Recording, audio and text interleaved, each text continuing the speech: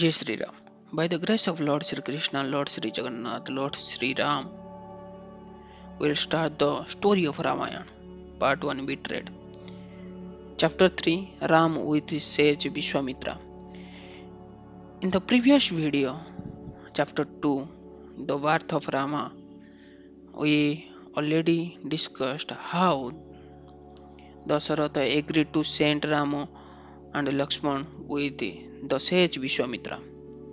If you not watch that video, please go to that second chapter and watch the video.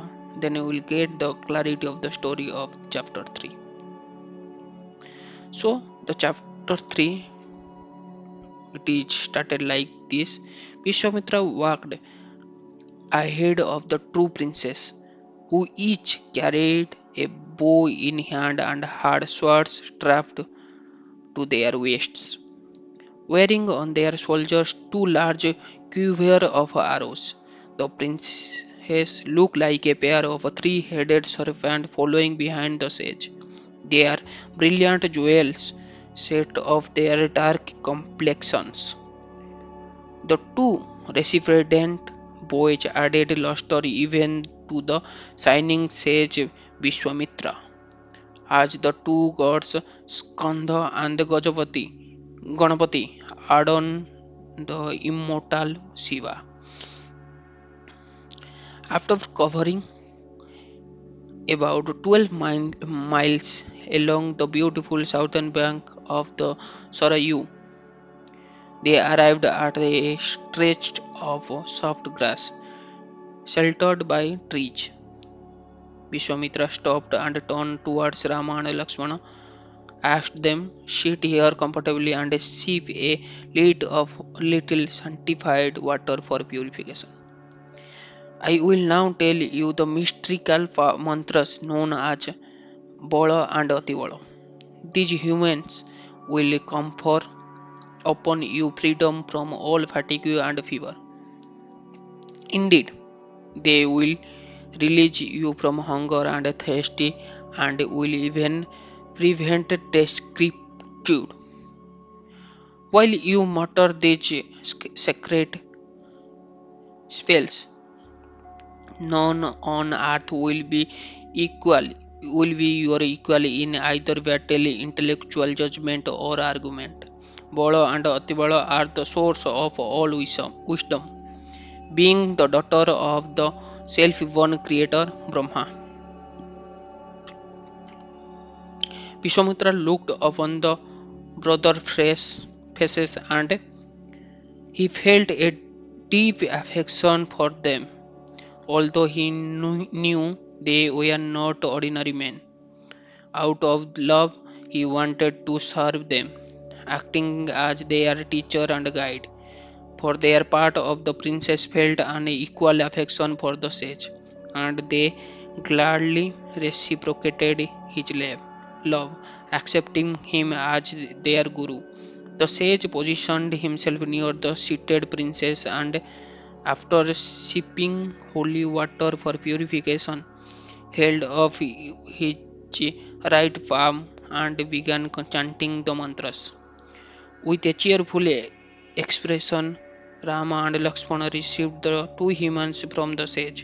When the instruction was complete, they rested for the night on the bank of the river, enjoying the cool breeze that wafted gently across the water.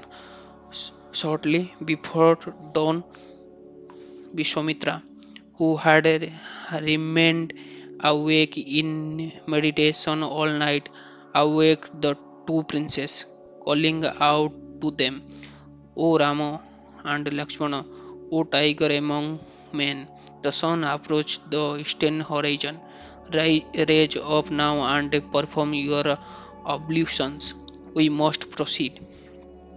The brother immediately rose and bathed in the river.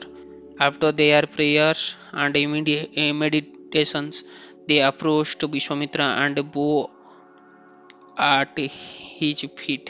The sage, having bestowed blessing upon the voyage, again led the way as the sun rose often another cloudless day. Soon they saw the river Ganga where it met the Sarayu. On the bank of the Ganga were many simple dwellings made from leaves and mud, in which there lived a community of ascetics. The princess asked Viśvāmitra about the hermitage. The sage, remembering the history of the site, laughed heartily and told them the story of how Cupid had once come to assail Shiva here. A very long time ago, the god of love had a human form. On one occasion, he had been bold enough to fire his arrow of love at the unconquerable Shiva, the powerful Shiva, who had been absorbed in deep meditation at the hermitage, become infuriated and gazed at Cupid with the third eye. A searing flame shot out, reducing Cupid's body to ashes. From then, a Cupid became known as a Ananga, the bodiless one, and the land there became known as Anga. Finishing the tale, Viśvāmitra said, "All these sages are disciples of the glorious Shiva. Let us halt for the night here and converse with these mysteries, O princess." While Viśvāmitra spoke, the aesthetic dwelling in the hermitage sensed from a distance the approach of the sage and the princess. Realizing who are they, those worshippers of Shiva, who himself always worships Vishnu, felt happily in heart and came out quickly to greet their exalted guests. Having been graciously received, the three travelers performed their evening rituals and took a simple meal of forest fare. Viśvāmitra entertained the assembly with the ancient tales of the hero and sage of the past. The following morning, after crossing the Ganga in a boat provided by the ascetics, Viśvāmitra and the princess come to a vast, desolate regions. On all sides were huge trees stripped of their foliage. The ground was laid waste and a wind gusts, carrying sand and debris with debris which lashed their faces. The cry of a wild animal and vultures resounded there, and even the sky above was dark and overcast. Smiling even in the face of that fearful scene, Viśvāmitra replied, "My dear Ram, a long time ago, this, this was the site of two prosperous kingdoms built by the gods. It came to pass one day that Indra becomes afflicted with the sin of killing a Brahmana. Overcome, overcome with impurity, Indra sought the powerful Rishi, the most exalted of the Brahmanas, as his refuge. They performed rituals of purification and bathed his body with Ganga's waters, which fell here on this tract of land. Pleased with, pleased with this land for receiving his impurities, Indra blessed it, saying, "Here will rise two great kingdoms which will flourish for many years and will be known as Maloda and Korusa." The party has stopped at the edge of a forest of bare trees as Viśvāmitra spoke. The way ahead was virtually enveloped by darkness. Terrible sound emanated from the forest. The sage continued telling the brother about the land. Sometimes after Indra had founded the city, there come there came to the region a Yaksha woman named Tartoka, a powerful as the thousands elephants and able to assume any form she desired. She was the mother of Maricha, who now assailed Viśvāmitra hermitage. Fearsome and filled with malicia towards all beings, Tadoka constantly ravaged that land and thus no one lived there. Although it was once the site of a furious city, it was now almost impossible to even approach. Turning towards the princess Viśvāmitra, the time has now come for the dismiss of the evil Tatoka. You two princes should follow me to the place where she resides. Search her out and end her life immediately. Rama replied with a smile, being a woman who says, how can a Tadaka have such power? Vishwamitra knew that the virtuous Ram was hesitant to attack a woman, but Tadaka was not ordinary woman. The sage described her background. She had been born as the beautiful daughter of a great powerful Yaksha named Suketu. As a youth, she was given a boon by Brahma that she would possess the strength of a thousand elephants. She married the famous Yaksha Sunda, who was eventually killed as a result of a curse made by the sage Agastya. When Tattoka learned of her husband's death, she became infuriated with Agastya and along with her son Maricha, she rushed towards the sage desiring to kill him. The sage stood his ground. He said to the two advancing yaksha, as you act so wickedly, may you both become demons. O Tattaka, you shall lose your attractive form and instead become a ugly man-eating Rakshasi. Agastya then vanished from the post spot. Vishwamitra raised his hand and indicated the path ahead of them. Tadaka had turned the entire region into a desolated forest by the male- malevolent presence. She was always angry and would attack anyone who approached the area. Having told the brother Tadaka's history, the sage reassured them. Although the scripture state that a woman would always be protected and never attacked, in this case you need not fear any sin. The killing of Tadaka is necessary for the good of society. One wishing to protect the afflicted most sometimes perform even a seemingly sinful act. This is the eternal duty of a king. O Ram, you should not hesitate. Citing other historical example of a king and god who had killed evil women, Vishwamitra urged Ram to quickly kill Tadaka. Ram accepted the sage order and grasped his golden bow. Standing ready for combat, he said to Vishwamitra, my father instructed me on leaving Ajodhya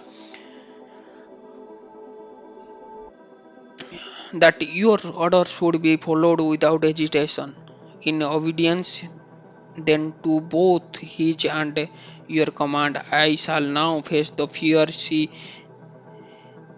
Rakshasi, I wish to do good to the Brahmanas and cows in this region, as well as to satisfy your holy self. Please point out to me the we are so about of that wicked demon.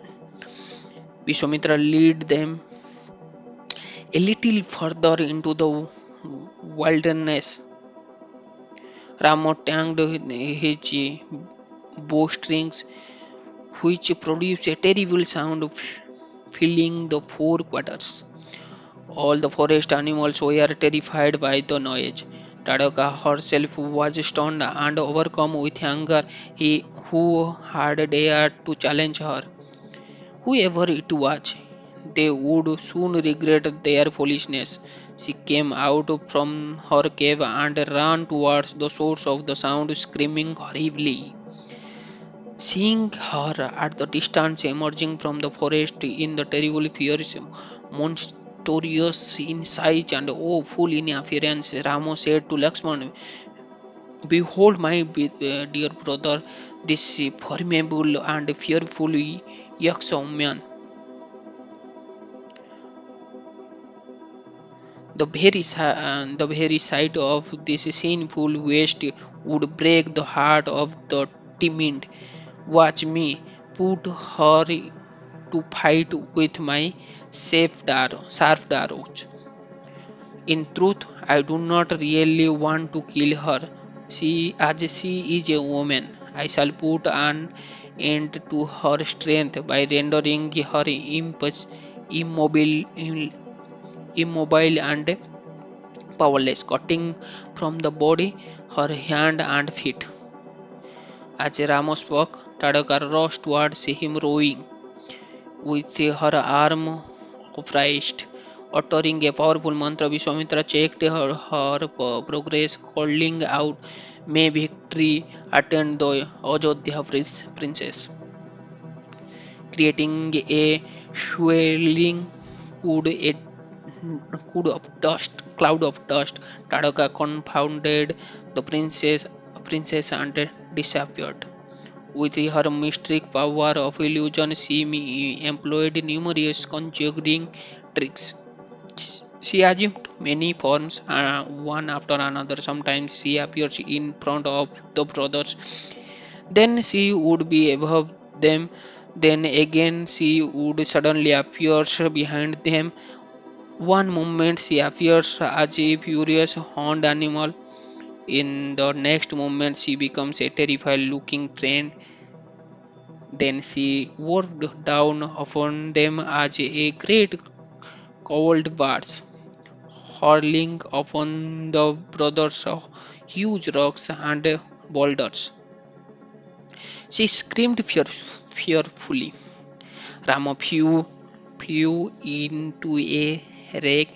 He prayed the rocks with a shower of shaft from his bow. He shot arrows with binding speed. His bow appeared to be always bent into a circle. Taking handed arrow, he served Tadaka two arms. Even as she came running towards him, Lakshmana also becomes furious. He released a sharp arrow with deadly accuracy and a slice of her nose and ears. The Yaksha woman disappeared and rose up to the sky. Even though deprived of her arms, she used her sorcery to throw down more massively tree and boulders. Remaining invisible, she moved hitters and throwers, screaming all the while. Viśvāmitra saw the boys mystified by the Rakshasi illusionary powers. He realized they were holding back because Tadaka was a woman. The sage called to the brothers, "I have done with your tenderness. This woman should not be spared. Sinful and wicked, she thoroughly, thoroughly deserve death at your hand. Act swiftly to end her life before nightfall, as the demon were always more powerful after sunset. Rama then showed his skill at archery. He released arrow capable of stringing an invisible target by seeking out sound, reciting mantras as he let them go. Rama covered Tadaka in a network of arrow. Those arrows reduced the falling stones to power. They pierced the Rakshasi and she screamed in pain. She quickly came down to the earth again. Tadaka then assumed a vast form and rushed with the force of a temple tempest towards the two brothers. Rama decided that she would be killed. He quickly fired an arrow imbued with the energy of a thunderbolt. It hits the Rakshasi full in the chest. The Tadaka heart was ripped apart, and with a hideous cry, she fell down dead.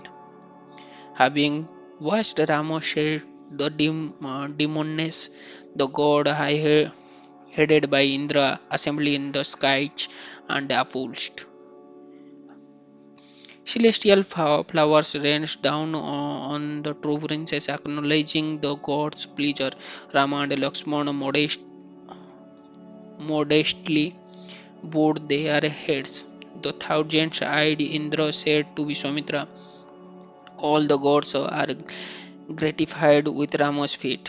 O holy Brahmana, show Rama your affection by giving him your knowledge of the celestial missiles. A great objective of gods will soon be accomplished by Rama with the use of this weapon." Indra was considering Vishnu desired that Ravana and the Rakshasa hordes be annihilated. As he looked upon the mighty Ram, he knew that the time for the destruction of Rakshasa was imminent. After Indra had spoken, the god returned to the heaven and twilging twilight fell, embarrassing Rama and Lakshmana. Vishwamitra said, "Let us remain for the night in the forest, free from the curse of Tadaka. It is now rendered so very peaceful and attractive. In the morning we shall continue on to my hermitage." The three of them rested for the night, praised by the heavenly birds and singing who had assembled in the canopy of the sky. The next morning, Vishwamitra remembered Indra's words. He sat the two princes down and faced them. Steadily, steady your mind, O heroes, for I shall now tell you the knowledge of the gods' mystic weapons, including even those presides over by the invisible Brahma, Shiva and Vishnu. Equipped with this knowledge, you will be able to forcibly bring under your control even the host of gods and demons, including the Gandharvas and Nagas, the powerful celestial serpents. Vishwamitra sat facing the rising sun, and after purifying himself by sipping water and installing sacred humans, he began to repeat to Ram a string of mantra capable of invoking the celestial weapons, calling each weapons by the name of his presiding deity. Viśvamitra delivered to Rama all those divine missiles, thousands in number and difficult for even gods to remember in their entirely. As they were called, they came before Rama in their shining it eternal forms. Some appears like glowing coal, other were smoky, while other were brilliant like the sun or moon. Filled with joy at being called to Rama's service, they stood before him with folded hand and asked for his command. Rama accepted them with affection and asked them to personally appear within his mind whenever he thought of them. The personified Moshail replied, "It shall be as you say." Taking leave of Rama, the weapons circumambulated him with respect and returned to their own heavenly abode. After teaching the brothers the full knowledge of firing and recalling the weapons, Viśvāmitra finally said, "The instruction is complete. O glorious princess, we should now continue towards our destination." They moved on from the spot and as soon saw in the distance a great cluster of trees appearing like a mass of dark cloud on the horizon. As they come closer, they saw it was a beautiful copse containing varieties of flowers and fruits bearing tree. Sweetly singing bird filled the air and a great graceful deer moved about next to rivulets of clear water. Looking, Vishwamitra Ram inquired, "What is the name of this place? So pleasing to the mind. It seems we have arrived at the site of some holy hermitage. Can it be that we have now reached your own abroad, O Lord Brahmana?" Although possessed at infinite knowledge, Rama had fully assumed the role of a student. He listened alternatively as the sage smiled and told him the ancient story of a Bali and Indra. Once the immensely powerful King Bali, Lord of demons and enemy of the gods, seized the seat of Indra and began to rule over the universe, becoming famous throughout all the three worlds of heaven, earth, and hell. He remained in that position for a long time. The god had become so perturbed and with Indra they were had they sought out Vishnu. The the Lord then appeared as Bamano, Bamano, accepting the form of a Brahmin boy on the PL of charity. He took from body the three world, restoring them again to the god. Bamano then remained for some time at this hermitage, known as the Siddha Ashrama, sanctifying it by his presence. Vishwamitra concluded, "It is here that I have many my dwelling. O Rama, let us go there now." Taking the two princes by the hand, the sage entered his hermitage. As he walked into the large compound of Rishas, resembled a full and cloudless moon accompanied by two brilliant stars. They were numerous hermits moving about in that grassy enclosure. Some tents sacred fare, while some of the younger ones chopped woods or worked at constructing the large central altar meant for the main sacrifice. In some place, group of sages sat reciting the Sanskrit humans of Vedas, while elsewhere the other sage cleaned and prepared sacrificial paraphernalia. Rama and Lakshmana looked with interest upon the busy scenes that greeted them. Despite the bluster, an atmosphere of tranquility prevailed, and the hermits glow with ascetic power. See, seeing that Viśvāmitra and the princess had arrived, the hermits sprang up and paid their respect. They offered water and forest fruit to the two princesses. It was late in the evening, and a long shadow stretched across the ground. The sacrifice would begin the next day. On Viśvāmitra order, the hermits showed the two boys to a scheduled cottage. One of the sages said, "Rest now for the night, and tomorrow lead by Viśvāmitra. We will go through the ceremony to consecrate our sacrifice. Surely your success is now certain because we see you two princes before us, equipped with every weapon and shining like the sun." The sage gazed with gratitude at Rama and Lakshmana.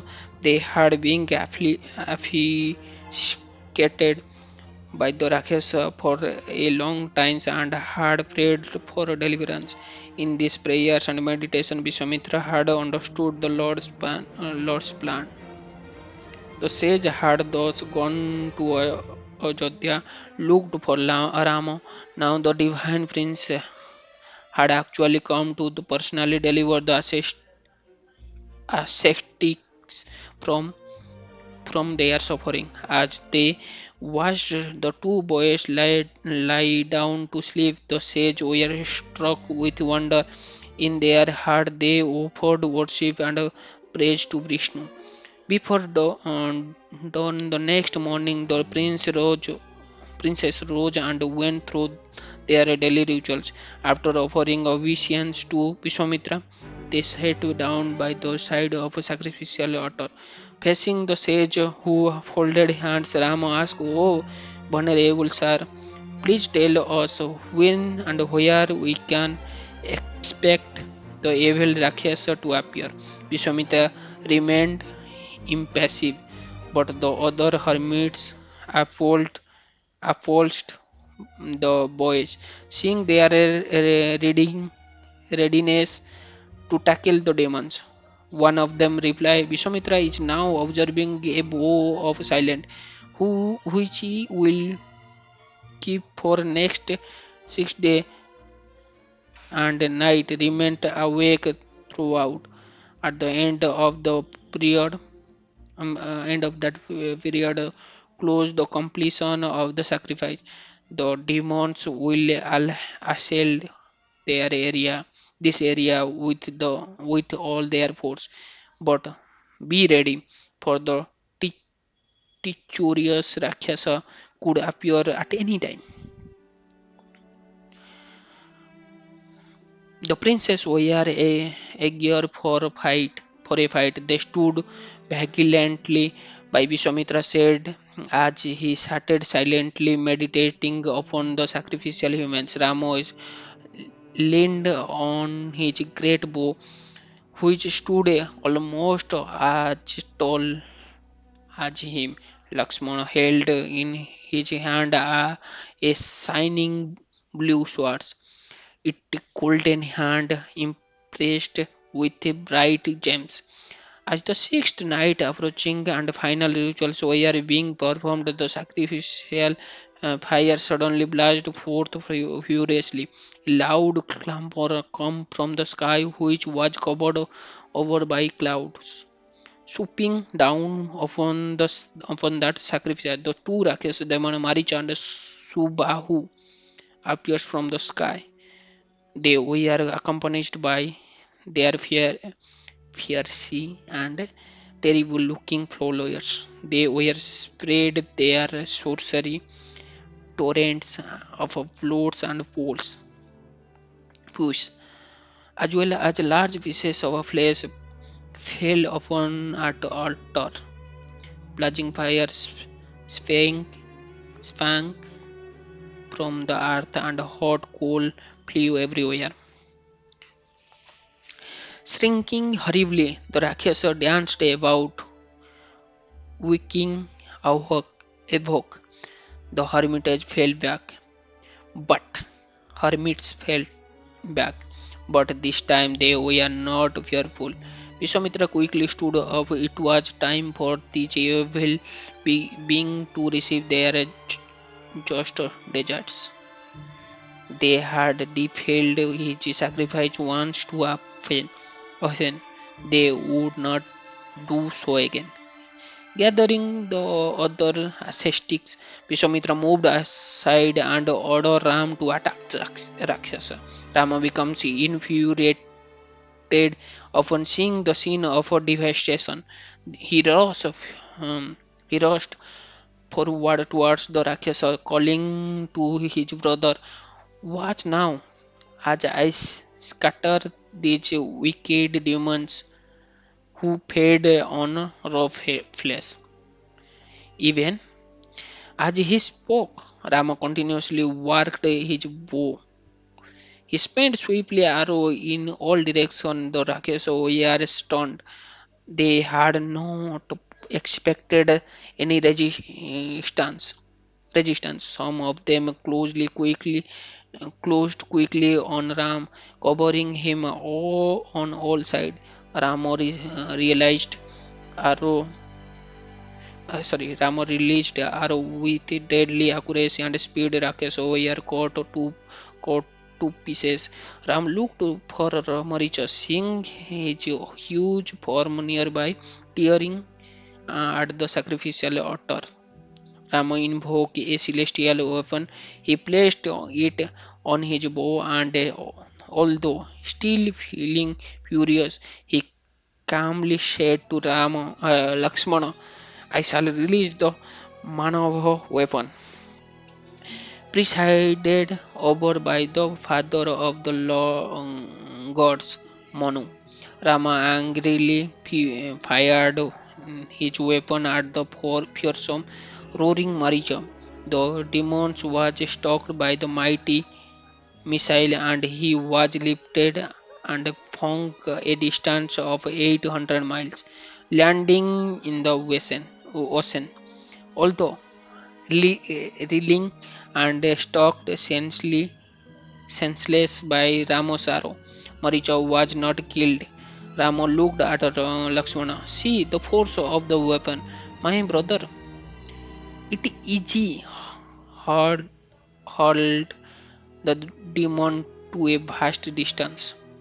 Rama and Lakshmana continuously discharged flame arrow at the other Rakshasa, imbued with mystic power. One arrow expands into thousands. It appears as if a continuous line of shafts was leaving Rama's bow. So fast was his movement. The Rakshasa screamed in pain. Some of them vanished, and others fell dead on the ground. Some entered into the earth while others flew into the sky. Regrouping, a large number of demons rushed down from the sky towards the princess. The whole lance, iron Mars, massive rocks, and blazing coals. Rama and Lakshmana stood firm, praying that a shower of weapons with their arrow tightly grasping his golden bow. Rama said to his brother, "Fear not, Lakshman, for I shall now swiftly deal with these blood-sucking demons. They are wicked and merciless, and always given to sinful act.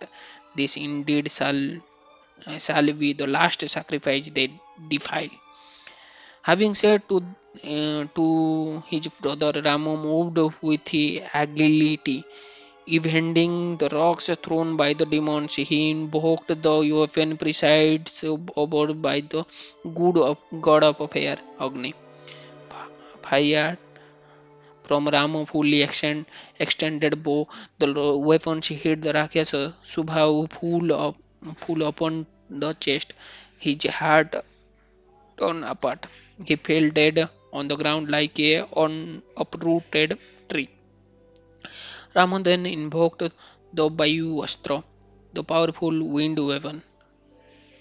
He fired it, and a roaring glaze went towards the Rakshasa. They were flown always like so many pieces of dust and debris.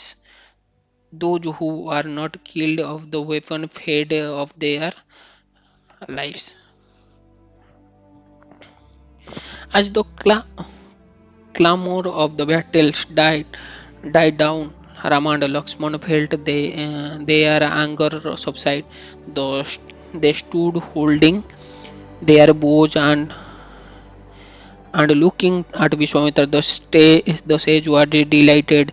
He approached the princess. I have accomplished my purpose. O mighty armor heroes, you have perfectly followed your proper preceptor order.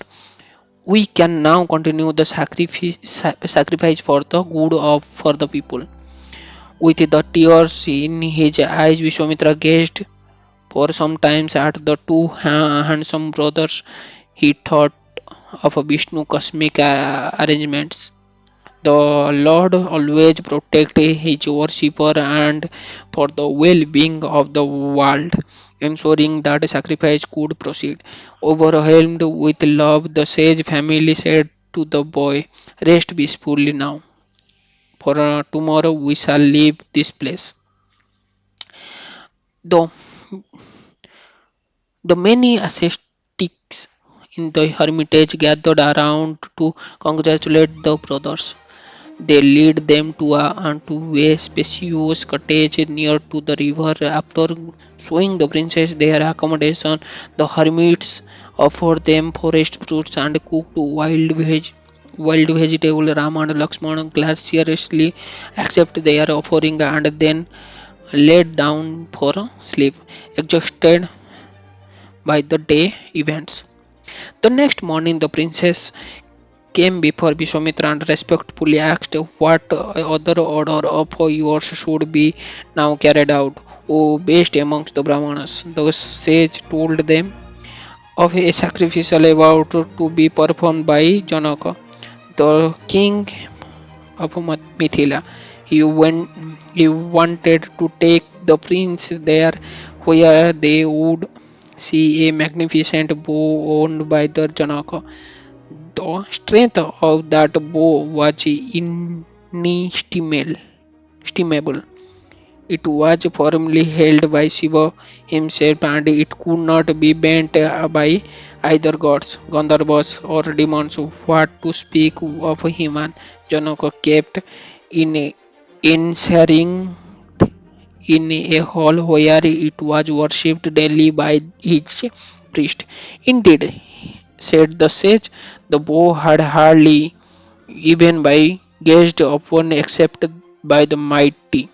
The king had declared that any man who had bent this bow will win the hand of the daughters Sita, Mata Sita, a variety jewels among women who was born from the earth itself. Let us leave for the place immediately. Viśvāmitra gave order to the sage to make ready for the journey. 100 carts were filled largely with sacrificial paraphernalia and yoked to strong asses.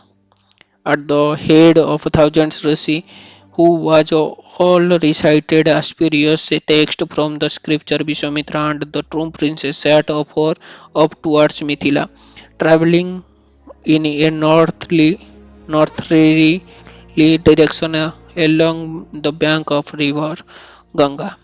As they left herd of breast and breasts and flocked of a bird dwelling around the hermitage began to follow them out of affection.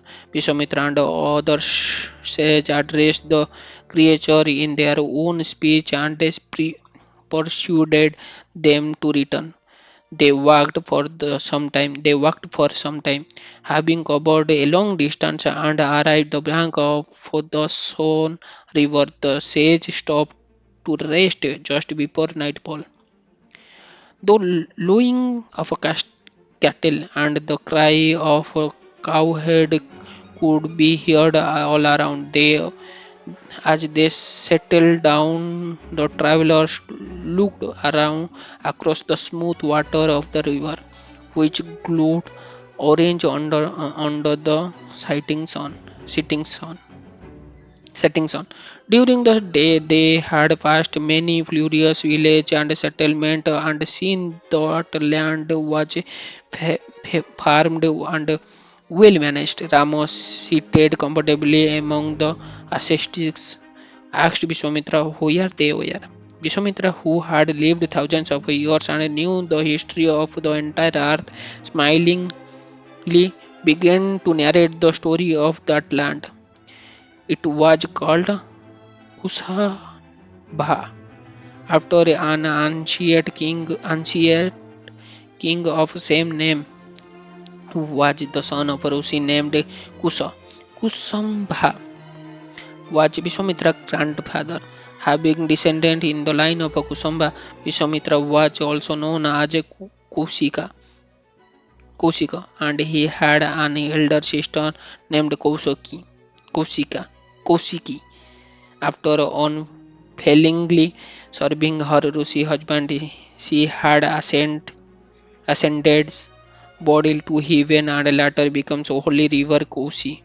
Vishwamitra had for a long time led a life of asceticism on the bank of the river by the side of Himalaya because of his desire to perform sacrifice. He came down to the plains, and it was soon after that he had rescued Rama's assistance.